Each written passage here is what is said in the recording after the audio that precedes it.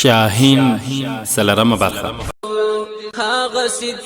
د سرحدي شاهین د ناول مینوالو په دې هیله چې جوړ او روغ به یاست، الله رب العزت مو خوشحاله لره. دا د زه محسن احسان مو یو ځل بیا د شاهین د ناول کوربتوب کوم په دې هیله چې ناول در پایه راسره واورئ. قدرمنو اوریدونکو، په تېره برخه کې مو واورېدل بدر بن مغیره خپل څو تنه سپاهیان په ګړنګونو د ورکتیلو سپاهیانو د رانیولو لپاره وګمارل او یوې ډلې ته یې د اسیرانو څارنه وسپارله. په دې برخه کې به واورو دغه جګړه له لمرختو سره پیل شوې وه او ماپښین مهال د بدر 2000 تنه سپاهیانو د دښمن د پوځي زخمیانو او مړو دریشي اغوستې وې او د یوه لوی پروګرام لپاره یې تیاری ونیوه. د لمر لوېدو په مهال په سرحد کې د پریندان د باچاهي یو مهم ښار اوسېدونکو د خپل فاتح جنرال د شراغلاس لپاره تیاری نیوه او چې د شفق سرخي د ماښام په تیاره غلبه کوله، د دروازې له یو برج نه یوه سپاهي په زوره چیغه کړه، هغوی راغلل، ژوندی دې وي سنتیاګو. دغه شعارونه په ښار کې په څلورو خواو کې اوچت شول، د کلیسا زنګونه وکړنګېدل، په زرګونو نارینه او ښځې د ښار له دروازې نه بهر راټول شول. د ښار روحاني پیشوا پاپ د دوی په منځ کې په لاس کې د ګلونو امیل تیار درېدلی و. څومره چې د اسونو د پښو تر پهار رانږدې کېده، هغومره د خلکو شور ماشور او جوش او خروش زیاتېده. ناڅاپه د ګردونو له منځه یو سپور چې سپینه چپنه یې شمال خوځوله راڅرګند شو. د ښار دروازې ته راورسېد، آس یې ودراوه او شاته یې وکتل. د سترګو په رپ کې 2000 تنه پوځ د دروازې په مخ کې ودرېد. د ښار په خلکو د لږ شېبې لپاره سکته راغله. دوی په ډېرې پریشانۍ یوې او بلې خواته شول. لاره یې خلاصه کړه، د سپینې جامې خاوند د تکبیر ناره اوچته کړه او فضا د الله اکبر نارو ډاکه کړه. د با په خپلو غوږونو اعتبار رانغی. د سپین پوست د بیرغ نشان ته یې وکتل، پر هغه د صلیب پر ځای هلال و او بیا یې لړزېدونکو لاسونو نه د ګلونو امیل ولوېد. اوریدونکو د تکبیر نارې اورېدې او لیدونکو د سپینې جامې خاوند په لاسو کې د هلال بیرغ لیده، خو تر څو دوی په خپلو غوږونو او سترګو باور کاوه او په څه اقدام یې لاس پورې کاوه، د بدر بن مغیره سرښندیان د ښار له دروازې نه ننوتل او له لږ ځنډ وروسته د سنتیاګو څو تنه سپاهیان چې له ځنګله نه په تیښته بریالي شوي وو، کله چې په ښار ته نږدې راغلل، له ښار نه تښتېدونکو ښاریانو ورته وویل چې ښار مسلمانانو ونیوه. له نیمې شپې نه وړاندې بدر بن مغیره د طلا او سپینو زرو نه علاوه زیات څاروي او غذایي مواد له غنیمت سره له ښار نه وتلی وو. د غنیمت مال یې 500 تنه سپرو ته وسپاره او دوی شاوخوا وړوکو ښارونو او کلیو ته مخه کړه او راتلونکي سهار چې دوی خپل هستوګنځي ځنګل ته ورسېدل، نو زیات غنیمت او بې شمېره څاروي په مخ کې وو. د حملې نه یوه شپه وړاندې دا خبره د سنتیاګو په خیال کې هم نه وه چې راتلونکې شپه به یې د هغو خلکو په قید کې وي چې د 6,000 پوځ یوه ورځ وړاندې په سپېڅلې مریم سوګند خوړلی و چې تر څو د دوی وروستی کس ونه وژني بیرته به راونه ګرځي. هغه له دښمن نه د سخت مقاومت تمه درلوده، خو د مغیره له مرګ نه وروسته یې دا امید نه و چې د دغسې ناڅاپي یرغل سره به د داسې هوښیاري مقابله وکړي. هغه چې د جګړې په ډګر کې د یو سپینو جامو خاوند سپور لیده چې د برېښنا په څیر به د ځنګله له یوه اړخه تر بله ولاړه او خپلو سپاهیانو ته به یې هدایت ورکاوه، نو په زړه کې یې ویل چې دا د دوی نوی مشر تر مغیره کم خطرناک نه دی. هغه ټوله شپه په ډېره پریشانۍ او سرګردانۍ په ویښه تېره کړه. هغه خواړه چې د بدر ملګرو ورته راوړي وو همهغسې پاتې وو. پیردار د هغه د منصب په احترام ښه سلوک ورسره کاوه او چې کله به کوم یوه د هغه د لاس ساینه او د حال پوښتنه کوله، نو ده به ویل شاهین کوم یو دی، هغه اوس چیرته دی، زه غواړم هغه ووینم، په سپېڅلې مریم سوګند هغه انسان نه دی. کله کله به یې په غوسې کې ویل اوس به زه چې بیرته ځم په کومو سترګو خلکو ته وګورم، ما ولې نه وژنئ؟ هغه د بندي کېدو په وخت کې سوګند خوړلی و چې و به نه تښتي، ځکه خو د بدر ملګرو هغه ته د عامو اسیرانو په څیر زنځیرونه او زولنې نه وې وراچولي.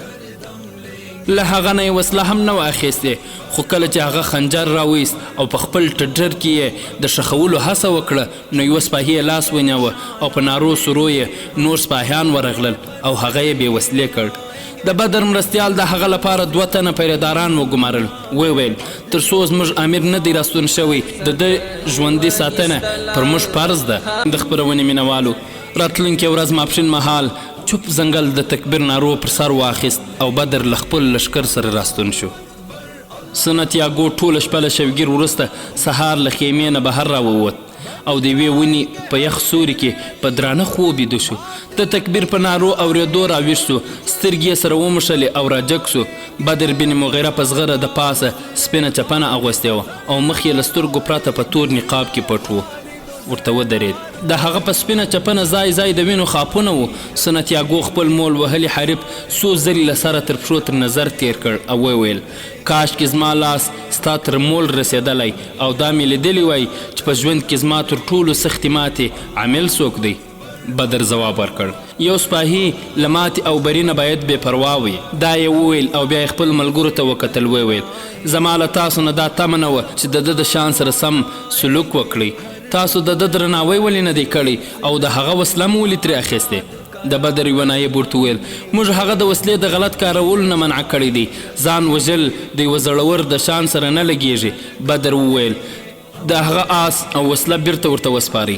د هغه د نورو ملګرو زولنې خلاصې کړي، په سترګو یې پټۍ ور وتړئ او تر سحاد یې واړوئ. سنتیاګو اندېښمن شو. وویل موږ ستاسو له سپاهیانو نه د دې هیله کولی شو چې په سرحد کې مو پرېږدي او له شانه مو په غشي نه وولي. بدر لږ په تونده لهجه ورته وویل دا یوازې ستاسو عادت دی. د بدر مرستیال راوړاندې شو او په ورو غږ یې وویل د فدیې له اخیستلو پرته زه د دوی د خوشي کېدو په سبب پوه نه شوم. بدر ستا په ګمان فدیه څه شي کېدای شي؟ مرستیال یې وویل لږ تر لږه 50,000. بدر موږ له دوی نه تر 100 چنده زیات ترلاسه کړي. ورځه دوی تر سرحد واړوه. کله چې د دوی تشي خزانې څو کاله وروسته بیرته ډکې شي نو دوی ته به بیا دلته د راتلو بلنه ورکړو. او زما ملګرو ته د استراحت ضرورت دی. بدر دا وویل او بیا د کلا په لور روان شو. د سرحدي شاهین د خپرونې مینوالو له دې فتحې نه وروسته د بدر سرحدي شاهین نوم چې سنتیاګو ورباندې کښېښود ډېر مشهور شو او ورو ورو د خلکو په ژبه عام سو. له دې نامه سره د میړانې او زړورتیا ډېرې افسانې وتړل شوې.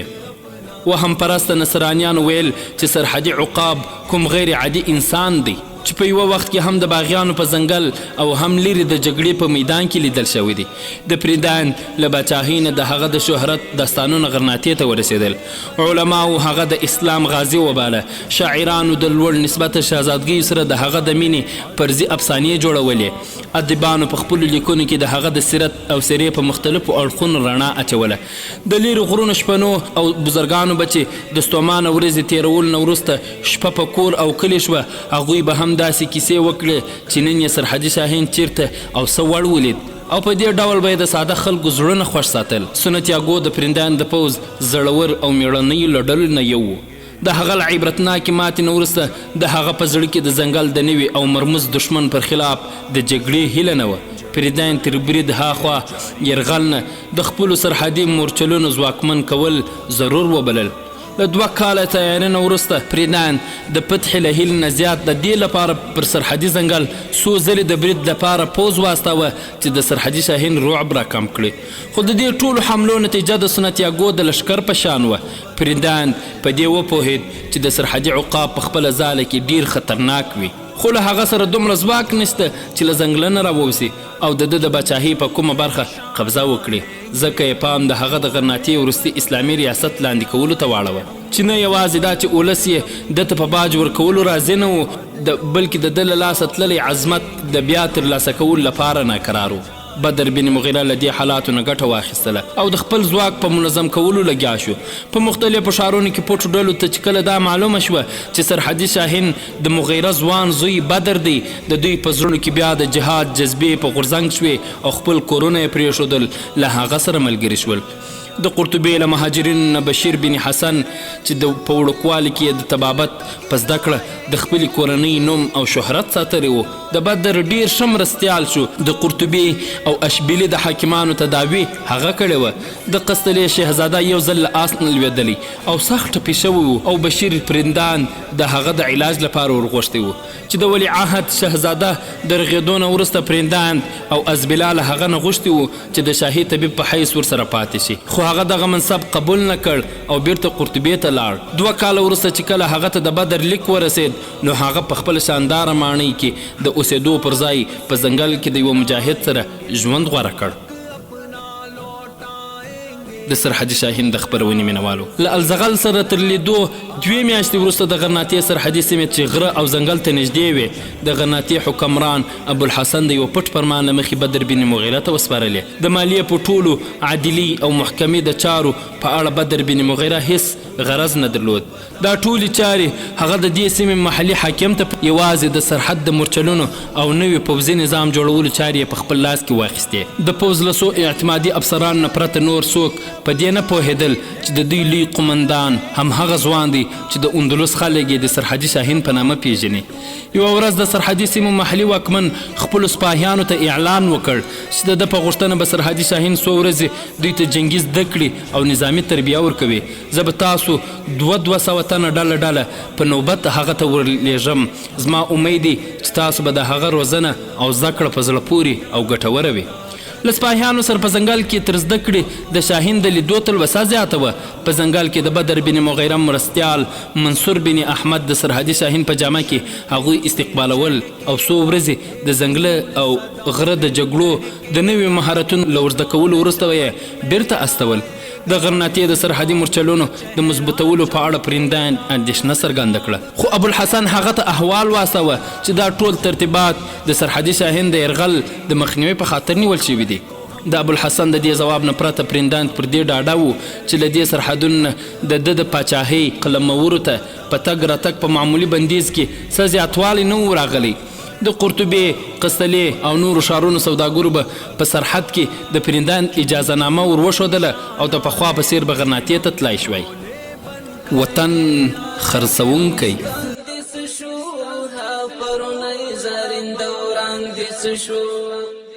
د شاهین د خپرونې مینوالو د شپې مهال د قسطلې د شاهي ماڼۍ په یوه کوټه کې ملکه ازبیلا او پاچا پرندان په زرینو کرسۍ یو بل ته مخامخ ناست وو د دواړو په څیرو کې د ژورو سوچونو کرښې وې ملکې د مسکا هڅه وکړه وویل ته ولې دومره پریشانه یې زما په ګمان خو د غرناطې باج دومره زیاتې پیسې نه دي چې ته دې دومره ورته اندېښمن شې باچا ځواب ورکړ ملکې زه د باج په خاطر پریشانه نه یم څومره جزیه چې ابوالحسن موږ ته راکوله تر هغه څو چنده زیاتې پیسې زموږ په سرحدي تاڼو او قرارګاو لګېدلې خو زه داسې احساسوم چې د ابوالحسن له جزیې راکولو نه د انکار لامل دا دی چې هغه پر خپل ځواک ډاډه شوی دا زموږ بدمرغي ده چې نن د غرناطې د تخت کوم بل دعودار نشته تر اوسه پورې زموږ د بریالیتوبونو ضامن زموږ تر ټولو زیات د مسلمانانو خپلمنځي اختلافات وو ملکې وویل که د غرناطې مسلمانان سره یو شي زه دا امید نه لرم چې هغوی به زموږ پر خلاف بغاوت وکړای شي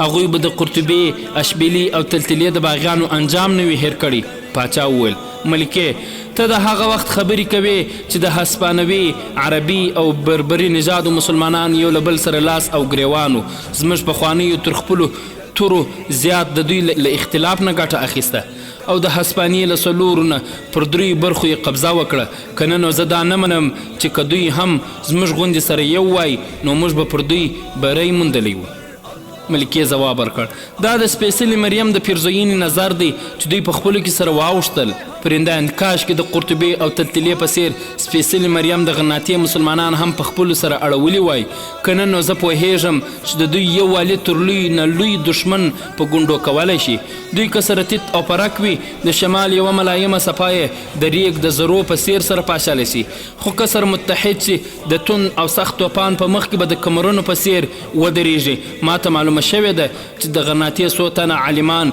د اسلام په نامه د دوی د پارولو هڅه کوي که دا رښتیا وي نو زه د ابوالحسن خبرې هسې بې معنا ګواښونه نه ګڼم چې اوس موږ په زراب خانو کې د جزیې د سکو پر ځای پولادي تورې جوړیږي ملکې رښتیا خبره دا ده چې زه د خپل پوځ پر ځای په دې نه زیدم چې د غرناطې مسلمانان په خپلو کې سره په جنجال کې دي او ما ویل زه به د دوی له خپلمنځي جګړو نه ګټه اخلم حزبالله خو که په غرناطه کې خپلمنځي جګړه نه وي هم موږ باید خپل پوځ له کار اچولو نه ډاډه ونه کړو زه دښمن ته د موقع ورکولو پلوی نه یم پرندان زه هم په دې سوچ کوم خو د سنتیاګو له حماقت نه وروسته چې زموږ د پوځ په شهرت کوم داغ لګېدلی تر اوسه مو هغه نه دی مینځلی ملکې وویل که سرحدي شاهین د یو خپلواک حکمران په حیث ومنو له هغه سره به د غرناطې په خلاف څه معاهده ونه کړی شو باچا نه بلکې زه په دې ویرېږم چې ابوالحسن زموږ پر خلاف د بغاوت اعلان کړی هغه به بې له ځنډه خپل ملاتړ ورسره اعلان کړی وي یو پوځي منصبدار کوټې ته ورننوت په ملا خم شو. له سلام نه وروسته یې وویل ابو داود په دربار کې د حاضرېدو اجازه غواړي. پرندان په غوسه شو وویل ما امر کړی و چې هغه سمدستي ماته حاضر کړي. پوځي افسر تر الفاظو زیات د باچا له غږ نه وویرېد. په منډه بهر ته ووت. ملکې وویل ته په دې باور لرې چې که ابو داود غرناطې ته ولاړ شي هم زموږ وفادار به پاتې شي؟ باچا ځواب ورکړ د مغیره له نیولو نه وروسته هغه د تل لپاره زموږ اعتماد ترلاسه کړ عزبلا، خو د غرناطې شاهي ماڼۍ ته یې رسېدل ښایي دومره اسانه نه وي. د سرحدي شاهین د خپرونې مینوالو دا چې په راتلونکي کیسه وسول انشاءالله په بله برخه کې به یې واورو. در بیا د الله پامان.